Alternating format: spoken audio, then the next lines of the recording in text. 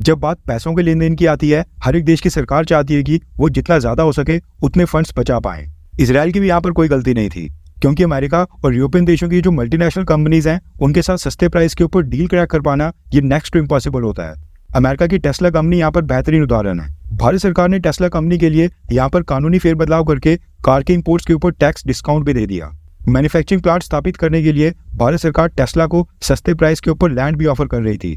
खुद प्रधानमंत्री मोदी भी टेस्ला के सीईओ इलॉन मस्क के साथ कई बार मीटिंग्स कर चुके हैं, लेकिन इसके बावजूद टेस्ला कंपनी भारत सरकार से और भी टैक्सेस में कंसेशन मांग रही है ताकि टेस्ला कंपनी ज्यादा से ज्यादा प्रॉफिट भारत से निकाल पाए।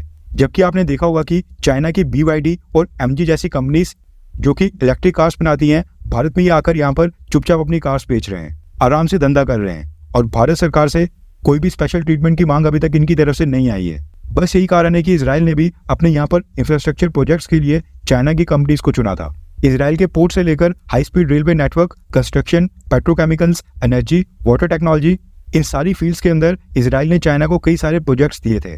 पिछले 2 दशकों में इसराइल के इंफ्रास्ट्रक्चर को डेवलप करने के लिए चाइना की कई सारी कंपनीज इसराइल आई और वहां पर इसराइल के साथ मिलकर काम किया। लेकिन अब चाइना का एंटी इसराइल प्रोपेगेंडा काफी ज्यादा बढ़ते जा रहा है। इंटरनेशनल स्टेजेस के ऊपर चाइना पहले से ज्यादा एक्टिव हो गया है और फलस्तीन का समर्थन कर रहा है। यूनाइटेड नेशंस में वोटिंग के दौरान भी चाइना अब इसराइल के खिलाफ जाकर वोट कर रहा है। अभी तक तो $2-4 बचाने के लिए इसराइल की सरकार कोशिश कर रही थी कि चाइना को प्रोजेक्ट्स दिए जाएं जिससे थोड़े बहुत फंड्स की भी बचत हो। लेकिन इसराइल को समझ आ गया है कि चाइना मुस्लिम देशों का सपोर्ट हासिल करने के लिए इसराइल के और भी खिलाफ जाते जाएगा, क्योंकि इसराइल अमेरिका का पार्टनर है और देश के स्ट्रेटेजिक इंटरेस्ट के लिए चाइना के ऊपर ज्यादा निर्भरता होना उनके लिए बिल्कुल भी अच्छा नहीं होगा। इसलिए इसराइल ने चाइना के विकल्प के तौर के ऊपर भारत के साथ पार्टनरशिप को मजबूत करना ज्यादा स्टार्ट कर दिया है। फिर चाहे वो भारत की कंपनीज के साथ मिलकर डिफेंस मैन्युफैक्चरिंग करनी हो, अडानी को अपने पोर्ट की डेवलपमेंट का कॉन्ट्रैक्ट देना हो, या फिर भारत के वर्कर्स को हायर करके इसराइल ले जाना हो। इसराइल आज की डेट में काफी सारी चीजों के लिए चाइना से शिफ्ट होकर भारत के पास आ रहा है और अब न्यूज निकल कर आ रही है कि इसराइल भारत की कंपनीज को एक और बड़ा प्रोजेक्ट देने जा रहा है। रेफरेंस के लिए आपके स्क्रीन के ऊपर न्यूज 18 के आर्टिकल का स्क्रीनशॉट है। दरअसल न्यूज निकल कर आ रही है कि इसराइल गवर्नमेंट ने अपने यहाँ पर मेट्रो नेटवर्क बनाने के लिए भारत को कॉन्ट्रैक्ट देने का फैसला किया है। इसराइल के भारत में एम्बेसडर रुवेन अजहर ने खुद इसकी जानकारी दी है। इजरायली एम्बेसडर ने कहा है कि इसराइल को अपनी टेल अवीव सिटी में 100 किलोमीटर की मेट्रो रेल का नेटवर्क बनाना है और उसके लिए हम ऐसी इंटरनेशनल कंपनी की तलाश कर रहे थे जो कि क्वालिटेटिव परफॉर्मेंस के साथ साथ चीप प्राइस के ऊपर ये काम कर सके। ऐसी कंपनी जिसकी क्वालिटी भी अच्छी हो और वो कम दाम के ऊपर भी कंप्लीट कर पाए।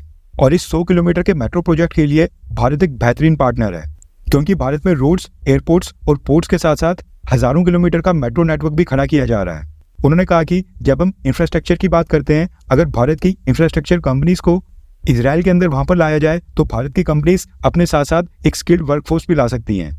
हमने इसी तरह से चाइना के साथ भी कई सारे इंफ्रास्ट्रक्चर प्रोजेक्ट्स किए हैं जिनमें स्किल्ड वर्कफोर्स यानी कि उन प्रोजेक्ट्स पे काम करने वाले स्किल्ड वर्कर्स चाइनीज कंपनीज अपने साथ ही इसराइल लाई थी। ठीक उसी तरह से भारत की कंपनीज भी कर सकती हैं। वो इसराइल में आकर वहां पर अपने प्रोजेक्ट्स के लिए भारत से स्किल्ड वर्कर्स साथ ले आएंगे।